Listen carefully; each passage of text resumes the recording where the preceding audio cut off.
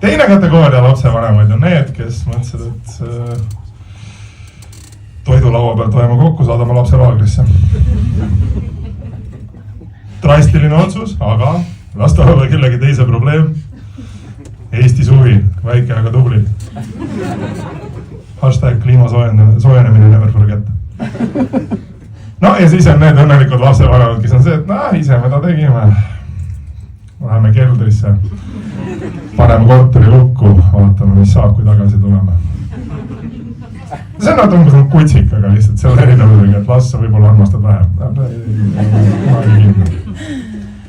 Ei, ma tean, ma kõlan küll, mul oma teada ühtegi last ei ole, või tegelikult ei ole ega vasta jääb. Mul ema on ka juba alla andnud. See juhtub umbes enne 40. sünnipäeva võid hakata arvutama, kui vana olen. Esimesed 20 ja ma mõtlen nagu kohe esimesed 20 aastat, et ma ei olnud 5-aastasena jõululauas, et anna nüüd aru, millal. Mängin plesa lõpuni ja siis vaatan, mis saab. Keegi on seal olnud. Biffidest kirjutasid, et neil on ka see Barbi multikas lõpeb umbes kell 9 õhtul. Vau! Kes sõimes, kes kõrgemas rühmas.